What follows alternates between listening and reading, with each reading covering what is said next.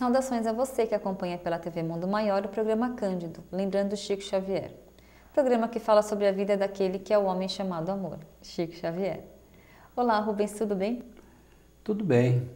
E eu pergunto a você, Andréa, está tudo bem com você? Sim, graças a Deus, tudo tranquilo. E se está graças a Deus, então, nós também queremos que esteja bem com você, caro telespectador, cara amiga, telespectadora, porque esse é o nosso desejo, essa é a nossa função na Terra, né? De nos amarmos uns aos outros, conforme Jesus nos disse. Amai-vos uns aos outros como eu vos amei. E aí é que entra a nossa participação, amar. Amar ao semelhante como a si mesmo. E é isto que este programa procura levar ao seu lar, lembrando Chico Xavier.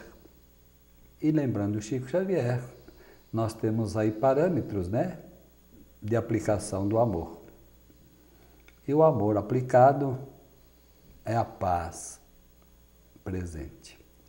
Que ela esteja com todos nós. Rubens, o nosso tema de hoje é o Chico Xavier e a vida no plano espiritual. Ele tinha uma ligação muito próxima com a espiritualidade. Todo o tempo ele tinha consciência dos dois mundos, né? Como é que era a visão dele desse retorno para a pátria espiritual? Ele tinha alguma ansiedade? Ele tinha alguma resistência? Ou ele era favorável? Como é que ele trabalhava essa questão mesmo do desencarne, no caso? Chico era muito tranquilo nessa questão. Tanto que muitas vezes que chegamos até a conversar a esse respeito, porque ele falava para a gente, não só para mim, evidente, para muitas outras pessoas que às vezes lá estavam também, de que ele já estava com o passaporte na mão e só estava esperando, né, o ônibus passar.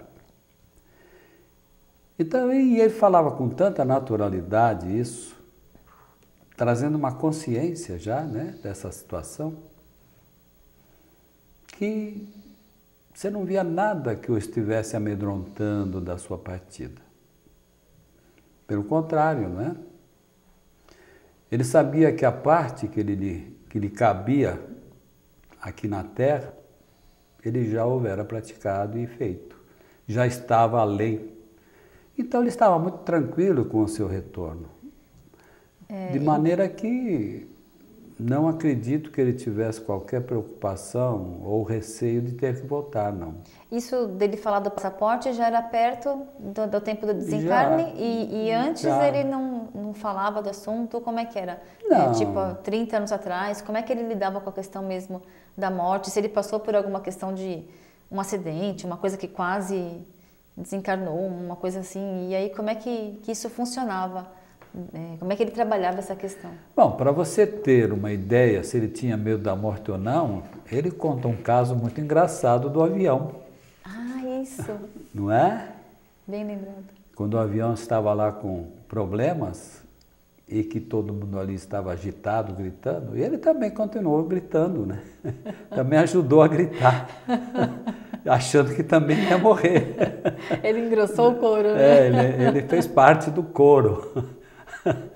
Por isso que ele conta essa história, que é muito engraçada, né?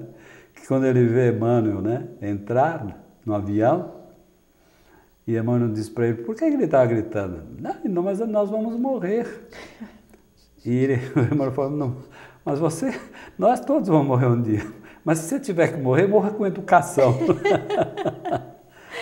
E ele, quando conta essa história, é uma coisa linda, maravilhosa, né? Na voz dele, ele conta isso, é uma gostosura. Ele tinha uma simplicidade para lidar com as palavras que era assim muito incrível, muito gostoso de ouvir. Né? Então você percebe que ele também era um ser humano, apesar dos pesares.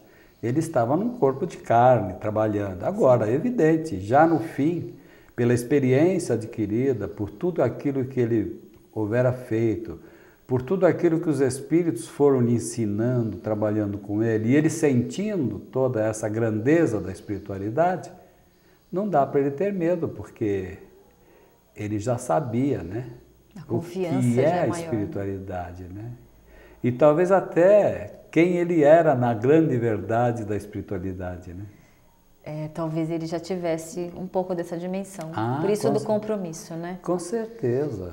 Tanto que ele tinha, assim, uma fidelidade ao compromisso da mediunidade, que ele não fugia um minuto fora, não. Um dia ele falou para mim: Rubens, se eu sair 10 minutos da linha, os espíritos me levam embora.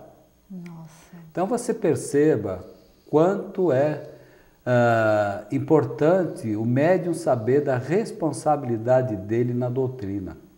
Nossa, é impressionante mesmo. Mediunidade, né? Não é gratuita, todos nós somos médiums, mas ela tem cobranças. O médium precisa trabalhar. Por isso aquele caso que eu já contei aqui uma vez, das duas senhoras que reclamavam que os trabalhadores estavam perdendo emprego, que estavam sem trabalhar, desempregados, e Chico dizia para elas que os espíritos também estavam desempregados porque os médiuns não queriam trabalhar, e os espíritos então ficavam também desempregados. Então você vê que existe muita coisa, né, para a gente aprender, né, do que é realmente responsabilidade. O medo ou não medo, consciência ou não consciência da espiritualidade.